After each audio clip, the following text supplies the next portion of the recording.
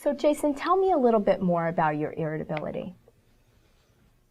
Well, I get irritated over little things. Mostly since I've been, I started feeling down. Like today, I came in to get my vitals checked, and I'm sitting in the waiting room, and the nurse just passed me over. It really pissed me off. There was people that came in after me, and she took them first. Like, what's wrong with me? So that stuff makes me really angry. I probably shouldn't be, but I am. No, that's frustrating. It is. Yeah. So what you're saying too is that you notice that since you've been feeling a little more down, that you're more irritable, right? Yeah, definitely. Yeah. Well, when people are even a little bit depressed, what they notice is that they're more irritable because they kind of perceive things a little bit differently, and they tend to be a little more negative. Have you noticed your thoughts being a little more negative lately? Yeah. You have? Everything seems to have a negative end to it. I'll just think negatively. And okay. I don't like it. And again, when people are going through a difficult time, they tend to distort reality sometimes. So I just want to show you this very interesting diagram that will kind of explain this. So events happen. Well, hold on, let me show you this. So events, thought, feeling,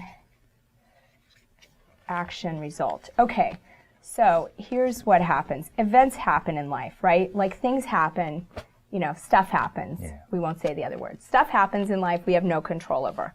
So things happen, and then people usually, they have a thought about it, and then they have a feeling, and then they sort of react based on what they're feeling, and then there's a result. Right. So let me sort of show you how this worked for today. Let's use today's example. Okay, so what was the event that happened today?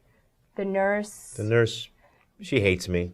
Well, hold on just a minute. Let's not conclude that. Okay. So wait, what happened? So the nurse didn't let you in, right? She passed me over. So the nurse helped other patients first, right? Yeah. So the nurse helped other patients first. Okay, what was your thought about that? Do you remember thinking something, or did you just get mad? Yeah, I just said that. I think she hates me, So I think she has something in for me, yeah. Okay, so your thought was, she hates me. Okay. That's a bad feeling, to feel like people hate you. Yeah. Okay, and what was your feeling? So she doesn't let you in. Other people before you. You feel like you're telling yourself she hates me. How do you feel emotionally about that? Angry. Angry. Almost rage. Yeah, sure. But you know what? I'm thinking this through a little bit, and I'm also wondering if you're a little sad too, because if you feel like people don't like you, Well, am I not as important? Yeah. Yeah. So I guess sadness could be.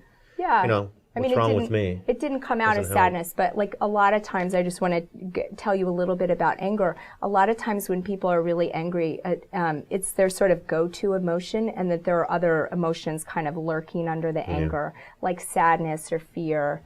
And when you have anger, it's a boundary. It kind of keeps people away. So there might have been other things under the anger, especially if you think she doesn't like you, but definitely you responded with anger. And then what did you do as a result? What was your action that you took? Well, I was pissed off the rest of the day. But didn't you get into some sort of fight with her? Because I yelled at her. So you yelled at her. I probably said some things I shouldn't have said. Okay. But, I was angry. Yeah, no, I hear you. And what was the result?